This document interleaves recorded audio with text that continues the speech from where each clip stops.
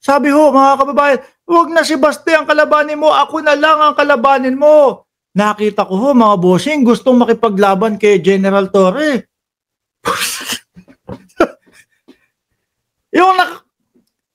yung sabi ng mga DDS, General, pakibaba na po. Amoy basura na daw, sabi. Kasi nakagano ba, nakataas yung kamay ni General Torre. Sabi nila, General, pakibaba na po. No? Sabi ko, parang ang linis-linis naman tingnan ni General kung sakali. Di ba?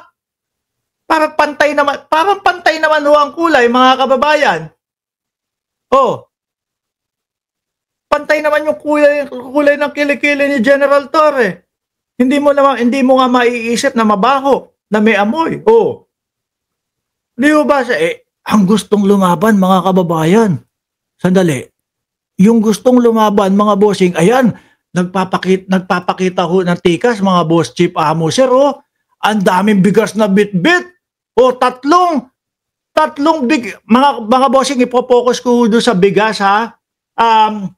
Tatlong bigas. Dalawa dito, 50 kilos ho yan. Malakas ho ito, mga kababayan. Malakas ho ito, mga kababayan. Biruin mo. Tatlong bigas yung hawak. May dalawa sa taibabaw, may isa dito. Ay, sorry. Ano ba? Bakit dyan ba? Ano ba yan? May bagyo na naman po bang papasok? Diyan sa Pilipinas?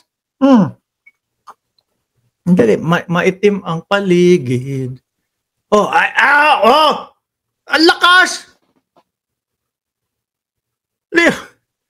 Sabi ni Ma'am Aba, Choco, nabatok. Hindi, pero believe ako dito sa mga to. Tatapang mo, mga bossing. Tayo na lang, General Torre. Tingin ko, hindi, kung pagbabasihan lang ho natin, mga boss chief mo, sir, ha? Kung pagbabasihan lang ho natin, mga bossing, medyo malaman to, bata pa to. No? Bata pa to, malaman to. Tingin ko tatalunin si General Torre nito. Baka hindi pa ho nag-uumpisa yung laban, mga bossing. Talo na si General Torre. Hilo na po si General Torre, mga kababayan. Kayo, sige. Tingin nyo. Diba? Ay, hindi. Anak ng tinapa. Yung bigas kasi, yung bigas. Hilo na si General Torre agad-agad dito kapag ka nakakalaban. Pero syempre ho, mga bossing, hindi naman ho, labanan ho ng may mga yan. Labanan ho ng mga may titulo yan. Di ba? Tawa si Tina B, tsaka si Melissa si Ganotis, Labanan ho kasi ng may mga titulo yan, mga kababayan. Hindi po yung pwedeng kami, vlogger, makikisali ako. Sali ako! No, para mapagtakpan lang si Baste. Ay, ako na lang lalaban sa iyo. Sabi ni Chris Angel, hindi na ang hit yan. Kaya talaga, hindi. Ang pinakita ko doon, yung bigas na bit. Malakas ho, mga kababayan. Yung mga humahamon kay General Torre. Malakas po, mga kababayan. Yung mga humahamon kay General Torre. At dahil nga ho, hindi nila kaya. Si General Torre doon sa mga ganyan. Wala ho, nakikipag-asaran din po yan mahilig pong makipag-asaran din po si General Torre, mga kababayan, sa mga comment section. Ang ginawa na po nila, pine-fake news na po nila.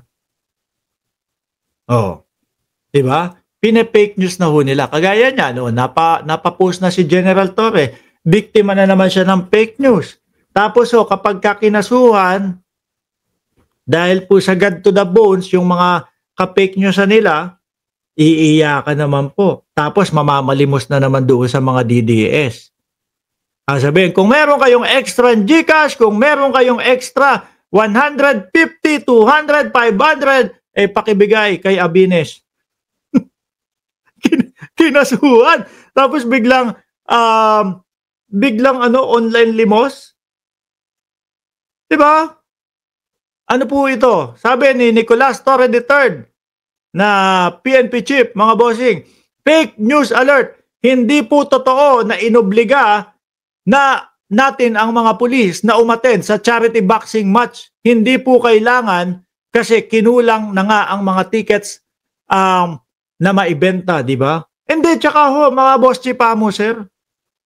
Meron po akong mga kaibigan, kakabalik lang po dito sa Cayman Islands. Sabi niya, yung mga kapulisan ko, mga kaibigan na bumisita sa akin. Sabi, matanda si General Torre. Pero talagang tatalunin. Hindi uubra. Yung hindi uubra si Baste Duterte. No? Tsaka voluntaryo ho, mga kababayan.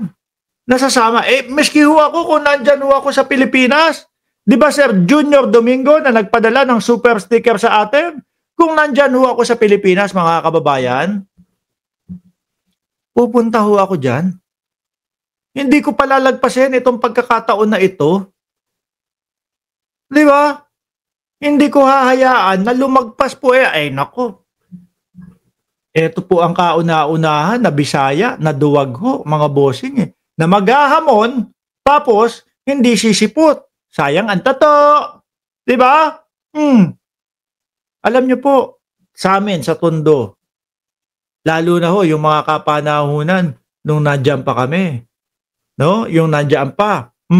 Talagang pag naghamon ka, hindi mo pwedeng baliwalain yung hinamon mo. Ambuyan tayo, ambuyan. O yan, shout out doon sa mga taga-Tondo, Maynila, lalong-lalo na yung malapit sa Franco, Nicodemus. Yan yung ambuyan. Diyan po, nagsusuntukan na. Diyan po, lagi tayo, ambuyan na lang kayo. Ganon kami. Talagang, wala tayong magagawa. Humamon hinamon tara.